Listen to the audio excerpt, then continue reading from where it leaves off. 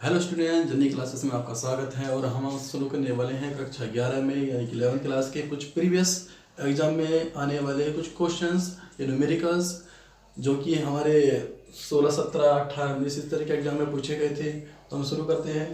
देखिए, एक 2016-17 में आया हुआ क्वेश्चन है। इसमें लिखा है कि 0.2 मीटर स्क्वायर क्षेत्रफल पर 50 न्यूटन का बल लगा है, आरोपित दाब कितना है। तो यहाँ पर जो दिया गया है हमको क्षेत्रफल मतलब एरिया दिया गया है, और जो बल लगा हुआ है वो है 50 न्यूटन का फोर्स लगा हुआ है, बल लगा हुआ है यहाँ पर। और यहाँ पर पूछा हमसे दाब यानी कि प्रेशर हमसे पूछा गया है। तो ये हमको यहाँ पर फाइंड करना होगा प्रेशर क्या है। तो इसके लिए हम गिवन लिख लेते हैं कि गिवन हमारा क्या क्या है। तो गिवन है हमारे पास में एरिया 0.2 मीटर स्क्वायर। एरिया का जो यूनिट होता है वो मीटर स्क्वायर में होता है क्षेत्रफल का। और जो हमको फोर्स दे रखा है एफ की वैल्यू है वो है 50 न्यूटन की, ठीक है। और प्रेशर हमसे पूछ रहा है तो प्रेशर को हम क्वेश्चन मार्क कर लेंगे। फिर इसके बाद में हम फॉर्मूला अप्लाई करते हैं। फॉर्मूला होता है हमारा P बराबर F अपॉन A। F क्या है यहाँ पर, तो F है फोर्स और A है एरिया जो कि यहाँ पर लिखा हुआ है, ठीक है। चलिए, तो P बराबर F की वैल्यू रखेंगे 50 न्यूटन और A रख देंगे आपका 0.2, ठीक है। पॉइंट से हटा देंगे आप पॉइंट और ऊपर एक जीरो, तो ये हो जाएगा 500/2 500/2। जब उसको काट देंगे तो ये हो जाएगा 250 यानी 500 का आधा हो जाएगा पास्कल। ये हमारा इसका आंसर हो जाएगा कि जो प्रेशर लगेगा वो 250 पास्कल का लगेगा, ठीक है। अब देखते हैं अगला क्वेश्चन।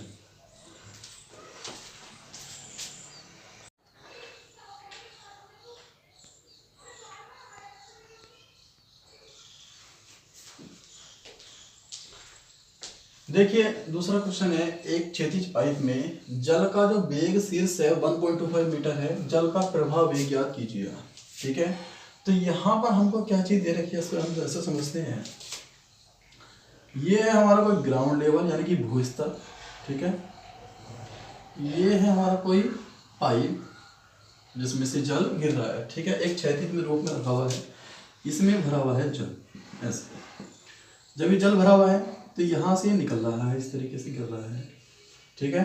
तो ये जो पाइप है ये 1.25 मीटर डिस्टेंस यानी कि जमीन से इतनी ऊंचाई पर रखा हुआ है। तो ये जो यहाँ से जल गिर रहा है इसका प्रवाह वेग क्या होगा, इसका फ्लो जो वेलोसिटी है वो क्या होगी, ये हमसे पूछा गया है कि जब ये गिर रहा है कि कितने वेग से यहाँ पर ये गिर रहा होगा, ठीक है। तो हमें जो गिवन है वो है हमारी हाइट दे रखी है हमको h बराबर 1.25 मीटर और जल का प्रवाह वेग देखिए वेलोसिटी पूछा हुआ है हमसे, तो हम चाहे इसके लिए u लिख लेते हैं, u equal to question mark, ठीक है। इसका एक फॉर्मूला होता है u equal to rho h rho g। ये फॉर्मूला होता है इसका।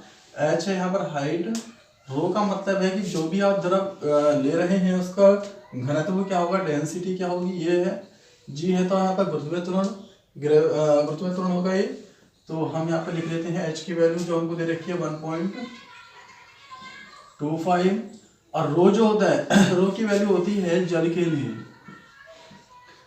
1000 किलोग्राम प्रति मीटर क्यूब, यानी कि 1 मीटर क्यूब में 1 मीटर क्यूब वॉल्यूम के अंदर आयतन के अंदर 1000 किलो जल आ जाता है, ठीक है। इसकी वैल्यू रख देते हैं 1000, जी की वैल्यू रख देते हैं 9.8।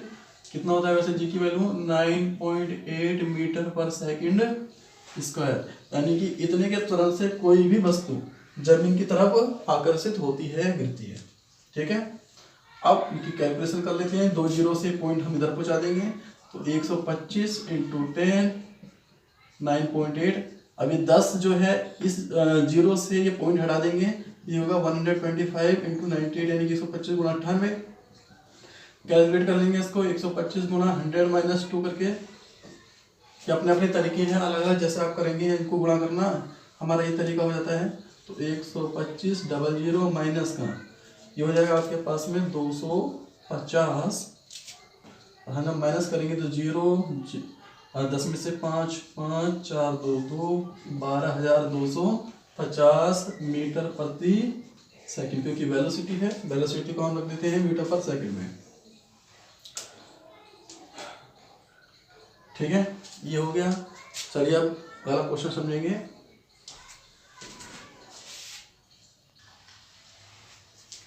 अगला क्वेश्चन है हमारे पास में 3 mm व्यास के साबुन के बुलबुले के भीतर अधिक ध्यान ज्ञात कीजिएगा। साबुन के घोल का प्रस्थ नाम हमको दिया हुआ है 1.5 × 10⁻² न्यूटन पर मीटर। देखिए, जो साबुन के घोल का बुलबुला होता है, साबुन का बुलबुला होता है घोल का, उसका इसके 2 पृष्ठ होते हैं और दोनों पृष्ठ इसके पास पास में होते हैं। ठीक है, जिसका एक पृष्ठ होता है उसके लिए फॉर्मूला अलग हो जाता है, 2 पृष्ठ वाले के लिए अलग हो जाता है। तो यहाँ पर हम देख लेते हैं कि हमको दिया क्या है। तो जो बुलबुला है उसका व्यास दे रखा है 3 mm। तो इससे हम निकालेंगे त्रिज्या साबुन के बुलबुले का व्यास। हमको दिया हुआ है यहाँ पर साबुन का जो बुलबुला है उसका व्यास, और व्यास है हमारा 3 mm। अब ये जो mm में है, मिलीमीटर में है, इसको चेंज करने पहले मीटर में। तो हम मीटर में चेंज करने के लिए क्या करते हैं भाई, हम जानते हैं कि 1 मीटर में 100 सेंटीमीटर होते हैं। ठीक है, और 1 सेंटीमीटर में 10 मिलीमीटर होते हैं। तो जब हम 1 मीटर को देखेंगे तो जो सेंटीमीटर है इसको हम ऐसे भी लिख सकते हैं कि 1 मीटर = 100 × 1 सेंटीमीटर, तो एक ही बात है। और 1 सेंटीमीटर की जगह पे 10 रख देते हैं तो हमारा बन क्या आ जाता है 1000 मिलीमीटर। ठीक है, कि 1 मीटर में कितना मिलीमीटर होता है 1000। जब 1 mm का निकालेंगे तो नीचे आ जाएगा, ये हो जाएगा 1/1000 मीटर = 1 mm। ठीक है, और ये ऊपर जाता तो 10⁻³ मीटर है। तो कुल मिला के बात यह है कि हम इसको जब मिलीमीटर को मीटर में चेंज करते हैं तो 10⁻³ से मल्टीप्लाई या फिर गुणा कर देते हैं। तो ये हो जाएगा 3 × 10⁻³ मीटर। ठीक है, ये तो व्यास है। ठीक है, चाहिए त्रिज्या। जब r निकालेंगे तो r जो होगी वो व्यास का आधा हो जाएगा, अपॉन में 2 मीटर। ठीक है, अब r आ गया हमारे पास में। पृष्ठ तनाव दे रखा है हमको t, पृष्ठ तनाव को t से डिनोट करते हैं 1.5 × 10⁻² न्यूटन प्रति मीटर। ठीक है, अब आता है हमसे पूछा क्या है इसमें द प्रेशर पूछा हुआ है। तो P बराबर क्वेश्चन मार्क, इसका फॉर्मूला होता है P बराबर 4T/R। ठीक है, अगर सिंगल होता पृष्ठ तनाव जो उसके क्या कहते हैं इसको, ये परत है, 2 परतें हैं, 2 पृष्ठ है इसके। ठीक है, अगर एक ही पृष्ठ होता तो 2T होता, 2 पृष्ठ है तो 4T हो जाएगा। ठीक है, चलिए आगे बढ़े। तो P = 4, T की जगह वैल्यू रख देंगे 1.5 10⁻²। नीचे R की वैल्यू रख देते हैं 3 × 10⁻³ अपॉन में 2 आपका ऊपर चला जाएगा। तो P = 4 × 2 × 1.5 × 10⁻² अपॉन में 3 × 10⁻³ ये आ गया। 3 से इसको काट देंगे 0.5 टाइम, 3 × 5 = 15 होता है, 0.5 बार 10⁻³ ऊपर जाएगा प्लस में चेंज हो जाएगी ये, तो 10 हो जाएगा उधर। तो P बराबर आ जाएगा 4 × 2 × 0.5 जबकि ऊपर जाएगा तो 10 हो जाएगा। यहाँ पर कैसे हो जाएगा भाई, 10⁻² पहले से ही था, एक ये भी गया ऊपर तो प्लस का 3 हो जाएगा। ठीक है, आगे समझते हैं। यहाँ पर देख लेंगे, ये हो गया P बराबर 4 × 2 = 8, 0.5 × 10⁻² और प्लस 3 हो जाएगा 10 ओनली। ठीक है, ये हो जाएगा P बराबर 8 × जब इनका आपस में मल्टीप्लाई करेंगे तो 5 आ जाएगा। P बराबर आ गया 40। 40 पास्कल इसका आंसर। ठीक है, अगला क्वेश्चन।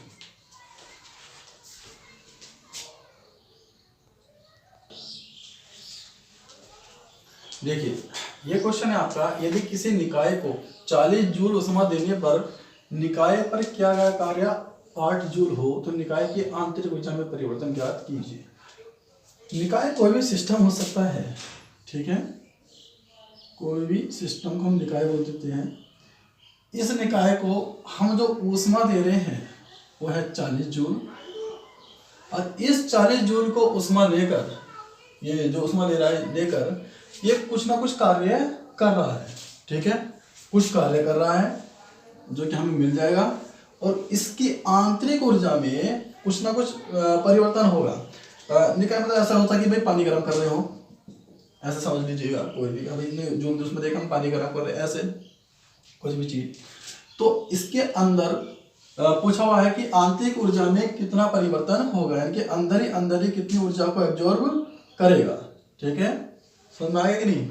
तो ये हमें क्या क्या दे रखा है हम समझ लेते हैं। तो हमें 40 जूल ऊष्मा दी गई है, ऊष्मा यानी कि क्यू की वैल्यू दी गई है हमारे पास में 40 जूल।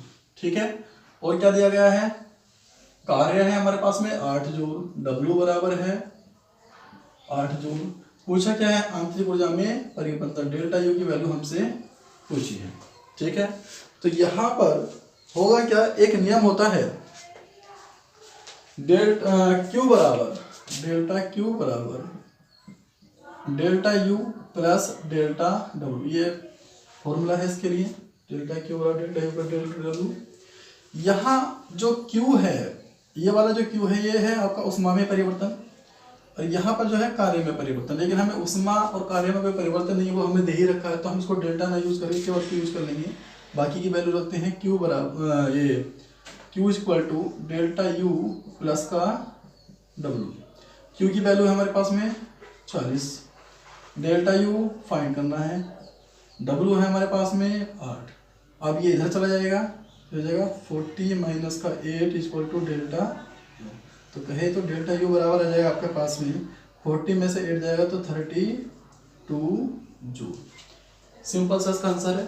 ठीक है, क्वेश्चन थोड़ा बड़ा सा लग रहा है देखने में, लेकिन आंसर इसका शॉर्ट ही है, 32 जूल। नेक्स्ट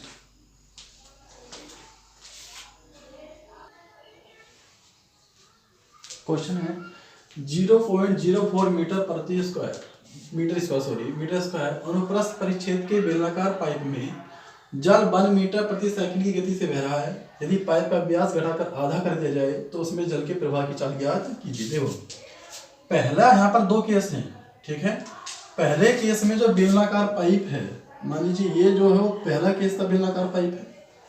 ठीक है, अब इसका जो एरिया है, क्रॉस सेक्शन एरिया अनुप्रस्थ परिच्छेद का क्षेत्रफल वो है 0.045 मीटर स्क्वायर, यानी कि ये जो आपको हिस्सा दिखाई दे रहा है ये है आपका 0.045 मीटर स्क्वायर। ये हो गया क्रॉस सेक्शन एरिया अनुप्रस्थ परिच्छेद क्षेत्रफल। अब इसमें जो जल बह रहा है इसके अंदर, ठीक है, वो है आपका, उसकी जो स्पीड है, गति है, वो है 1 मीटर प्रति सेकंड की गति से जल बह रहा है। ठीक है, ये तो आप पहला केस जो हमको उन्होंने दिया गया है। अब आते हैं इसके दूसरे केस पर। दूसरा केस क्या कहता है कि यदि पाइप का व्यास घटाकर आधा कर दिया जाए तो इसका मतलब जो दूसरा पाइप होगा वो उससे थोड़ा पतला हो जाएगा। ये आधा कर दिया जाता है, जल की मात्रा सेम ही है। ठीक है, आधा कर ली जाए तो उसमें जल के प्रवाह की चाल ज्ञात कीजिएगा।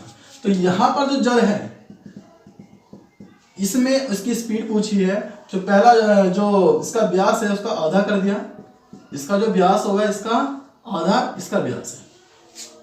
ठीक है, ये जो पूरा व्यास था वो मान लो डी है, तो यहां पर हो गया d/2 आधा करने पर। अब इसमें जो जल है वो कितनी स्पीड से जाएगा ये हमसे पूछा गया है। ठीक है, तो क्या होगा, हम एक काम करते हैं, यहाँ पर हम ये मान के चलते हैं कि भाई 1 सेकंड में, क्योंकि वेलोसिटी जब निकालेंगे इसका जो जल का प्रवाह निकालेंगे हम, वो भी सेकंड में निकालना, उसकी चाल जो निकालनी है वो सेकंड में निकालनी है। तो हम 1 सेकंड में ये मान के चलते हैं कि इधर जो इसने डिस्टेंस कवर करी वो 1 मीटर करी है। यहाँ पर 1 सेकंड में 1 मीटर की दूरी तय कर ली है जल ने, ये मान के चल रहे हैं। अच्छा जी, यहाँ को हमको एरिया दे रखा है, ठीक है। तो हम यहाँ पर एक काम ये करेंगे कि पहले इसका निकालेंगे आयतन, ठीक है। इसका आयतन निकल जाएगा, क्यों कैसे निकल जाएगा कि ये बेलनाकार पाइप है और बेलन का आयतन का फॉर्मूला क्या होता है आप जानते ही हैं, 2 पाई आयतन sorry pi R square H, pi R square H. H क्या है, एच इसकी लंबाई होगी यहां से यहां तक की, ये एच हो गई। आर जो इसकी त्रिज्या होगी, तो सामने वाला हिस्सा है जो हमें दिखाई दे रहा है उसकी त्रिज्या यानी कि रेडियस जो है वो आर है, ठीक है। अगर आप इतने हिस्से को देखें तो ये पूरा एरिया को दिखा रहा है, जो सामने का एरिया होगा, और वही हमको यहाँ पर दिया गया भी है एरिया का एरिया। थोड़ा दोबारा समझ लीजिएगा क्या बात है इसमें। पहला वाला जो बेलनाकार पाइप है, ठीक है, वो थोड़ा मोटा है और बाद में उन्होंने इसको पतला कर लिया। पहले वाले जो बेलनाकार पाइप का जो एरिया दे रखा था हमको, सामने का एरिया जैसे ये वाला ये मार करके सामने वाला जो एरिया है वो दे रखा था ए बराबर 0.045 पाई मीटर स्क्वायर। इस एरिया जो है वो ये वाला है सामने का। तो हम ये मान के चल रहे हैं यहाँ पर इसको सोल्व करने के लिए कि 1 सेकंड में ये जल 1 मीटर की दूरी तय करता है। तो 1 मीटर की दूरी 1 सेकंड में हम ये देखते हैं कि कितना आयतन पानी का इसमें मौजूद है 1 सेकंड में जो ट्रेवल कर जा रहा है आगे, ठीक है। वो आयतन निकालने के लिए फॉर्मूला लगा देंगे हम पाई आर स्क्वायर एच। उतना ही पानी इसमें ले लेंगे, जितना जल उसके अंदर है उतना ही इसमें ले लेंगे, और फिर देखेंगे कि इसका डायमीटर कम करने पर, इसका व्यास कम करने पर पानी हमारा उतना ही है, तो इसकी स्पीड क्या होगी, ये आयतन और ये आयतन दोनों सेम रखना होगा हमको कि भाई जितना पानी हमने इसमें लिया 1 सेकंड में, क्योंकि हम इसमें भी सेकंड के हिसाब से देख रहे हैं, तो उतना ही पानी हमने इसमें रखना होगा। बात समझ में आ गई। चलिए तो गिवन लिख लेते हैं हमें। फर्स्ट केस में बेलनाकार पाइप का क्षेत्रफल,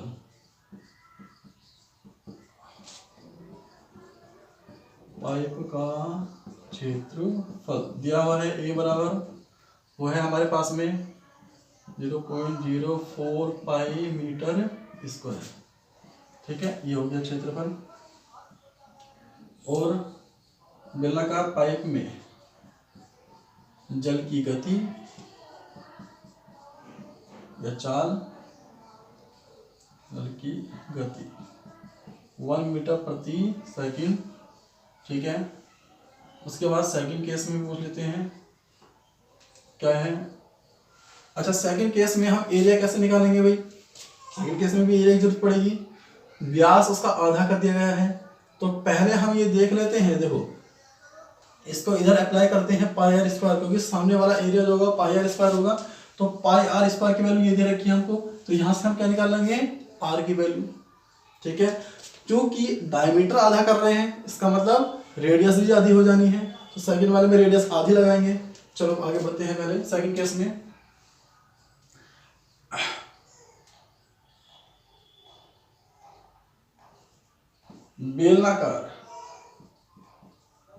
बेलनाकार पाइप का, सीधा आप लिख दो बेलनाकार पाइप का व्यास आधा करने पर जल के प्रवाह की चाल बराबर क्वेश्चन मार्क। यदि तो हम यहाँ पे लिखेंगे तो फिर वही रहेगा, थोड़ा सा टाइम शॉर्ट हो जाएगा।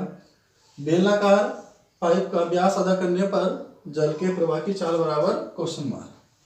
अब हम निकालते हैं पहले यहाँ पर आर की वैल्यू, क्योंकि वो आधा करना है। तो हमें यहाँ पर दे रखा है एरिया, ए बराबर दिया है पहले पाई आर स्क्वायर, ए की वैल्यू है 0.04 pi equal to pi R square. Pi से पाई कैंसिल करेंगे, आर स्क्वायर बराबर आ जाएगा 0.04, ठीक है। जब हम इसका वर्गमूल लेंगे तो वर्गमूल क्या आ जाएगा इसमें, अंडर रूट 0.05 स्क्वायर रूट लेने पर क्या होगा, नीचे पॉइंट हटा के 100 बना लेंगे। अगर आपने नहीं करा तो ये ऐसे कर लेते हैं 0.04, पॉइंट हटाते हैं नीचे हो जाता है आपका 100, तो ऊपर बचेगा 4, नीचे हो जाएगा 100। 4 का वर्गमूल होगा 2, 100 का होगा 10, तो ये आ जाएगा आपका 0.2 आर की वैल्यू, ठीक है। इसको हम R1 दिखा देते हैं, ये पहले इतना था R1। चूंकि बेलनाकार पाइप का व्यास आधा कर दिया जाता है। यहाँ पे लिख देंगे चूंकि बेलनाकार पाइप का व्यास आधा कर दिया जाता है, आधा कर दिया जाता है, तब R2 जो होगा वो R1 का आधा हो जाएगा। तो R2 जो होगा वो 0.2 क्या आ जाएगा, 0.1 मीटर। R2 की वैल्यू निकल के आ जाएगी 0.1 मीटर। ठीक है, अब इसको आगे सोल्व करते हैं। क्या लिख के ध्यान से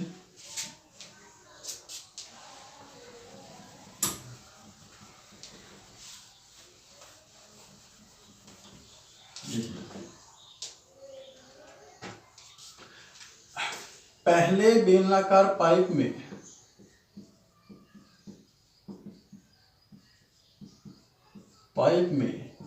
एक सेकंड में प्रवाहित जल का आयतन बराबर दूसरे बेलनाकार पाइप में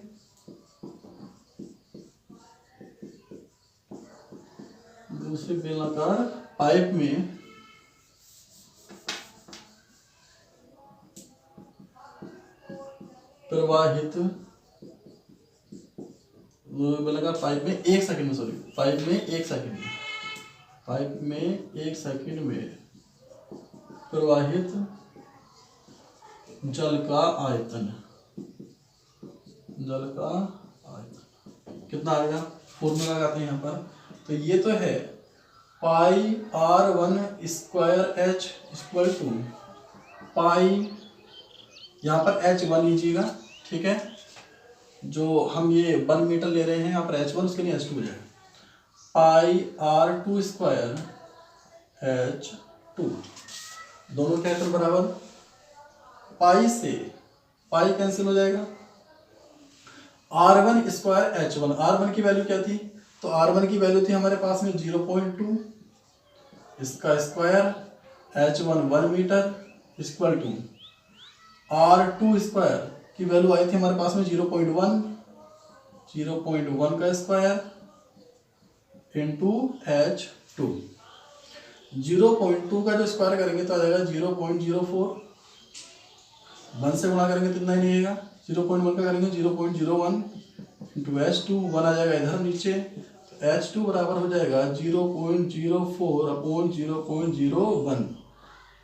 देखो सेम है, तो ऊपर जब इसको काटेंगे तो H2 बराबर आ जाएगा 4, यानी कि हमारे पास में जो दूसरे उसकी चाल आई है, दूसरे पाइप में जल के प्रवाह की जो चाल आई है वो आ जाएगी आपकी, लिख देंगे दूसरे बेलनाकार पाइप में, दूसरे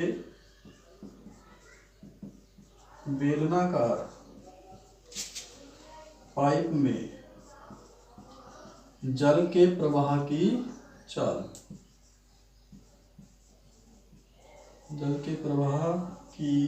चाल, वो कितनी आ जाएगी, तो जब H जो हमारा 4 आया था 4 मीटर प्रति सेकंड।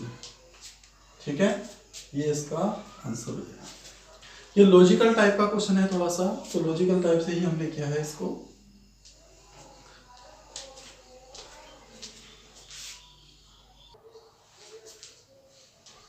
लेकिन नेक्स्ट क्वेश्चन हमारा, नाइट्रोजन गैस के अणुओं की औसत गति ऊर्जा 27 डिग्री सेंटीग्रेड पर सेल्सियस पर 6 × 10⁻⁻21 यानी 6 × 10⁻21 जूल है। 227 डिग्री सेंटीग्रेड पर यह कितनी होगी। ठीक है, तो कुछ टेम्परेचर पर तो इतनी ऊर्जा है, किसकी है, नाइट्रोजन गैस के अणुओं की। इतने डिग्री टेम्परेचर पर आप जानते हैं कि ज़्यादा हो जाएगी गतिज ऊर्जा। क्यों हो जाएगी ज़्यादा, गैस की गतिज ऊर्जा तापमान के अनुपाती होती है टेम्परेचर के। जैसे जैसे तापमान बढ़ेगा अणुओं की चाल बढ़ेगी, तरफ से तरफ भागने की गति बढ़ेगी, तो उनकी गति ऊर्जा भी बढ़ जाएगी। तो हमको यहाँ पर दो टेम्परेचर दिए हैं, T1 27 degree Celsius, T2 227 degree Celsius. जब ये क्वेश्चन हम करते हैं तो सेल्सियस में ना लेकर इसको केल्विन में लेना होता है, ठीक है। तो यहाँ पर हम केल्विन में इसको बदल देंगे। तो इसके अलावा हमने क्या दे रखा है, क्या दिया हुआ है, आप पहले इसमें जो एनर्जी है E1 वो है 6 × 10⁻⁻21 जूल। तो हमसे पूछा है उसने E2 बताइए, ठीक है। ये हमसे फाइंड करना है हमको इसमें। चलिए देखेंगे कैसे होगा ये। इसको केल्विन में चेंज कर लेते हैं। केल्विन में कैसे चेंज करते हैं आप जानते होंगे कि 273 दोनों में प्लस कर देना है, तो ये केल्विन में चेंज हो जाएगा। 3 7 3 10 का चीज बचा 1, 7 2 9 10, ये बचा 1, ये हो जाएगा आपका 300 डिग्री केल्विन, ठीक है। ऐसे इसको भी चेंज कर लेंगे, ये हो जाएगा आपका 0,0500, ठीक है। अब जो फॉर्मूला है वो ये है आपका E1 या E = 3/2K, ये है।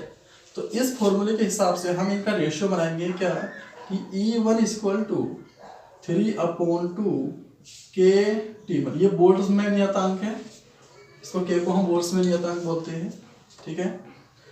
और E2 = हो जाएगा 3/2KT2, इक्वेशन 1 इक्वेशन 2। समीकरण 1 को समीकरण 2 से दे देंगे भाग, तो ये कुछ इस टाइप से आ जाएगा। E1 = 3/2KT1 अपॉन में E2 = 3/2KT2। ये आपस में कैंसिल हो जाएंगे। E1/E2 = T1/T2 बन जाएगा। हमें निकालना क्या है, हमें निकालना है E2 की वैल्यू। तो हम इनको क्रॉस कर लेंगे, T2 इधर आ जाएगा, E1 T2 बराबर T1 E2। जब E2 निकालेंगे तो T1 इसके नीचे, तो E2 बराबर हो जाएगा E1 × T2 अपॉन में T1, ठीक है। बस आप कुछ नहीं करना, ज़्यादा वैल्यू रख देनी है सीधे। E1 की वैल्यू है हमारे पास में 6 × 10⁻⁻21।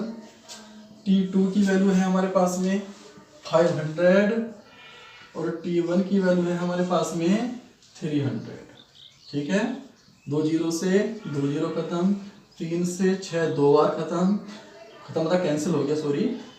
2 का मल्टीप्लाई 5 से कर देंगे तो 10 × 10⁻⁻21, ये हो जाएगा। एक माइनस की पावर हट जाएगी, 10⁻⁻20 जूल। तो ये हो गया 1 × 10⁻⁻20 जूल ऊर्जा हमको मिलेगी।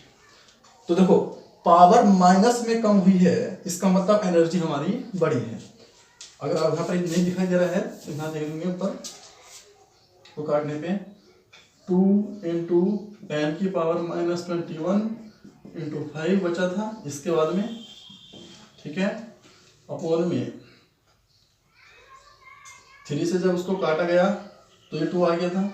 अब इसको कर देंगे 2 5 जा 10, 10 × 10⁻⁻21, तो ये हो जाएगा। एक 0 से पावर कम हो जाएगी, तो 1 × 10⁻⁻20 जूल ऊर्जा हमको मिलेगी। इसके अगले क्वेश्चन 2016-17 के हम अगली वीडियो में देखेंगे।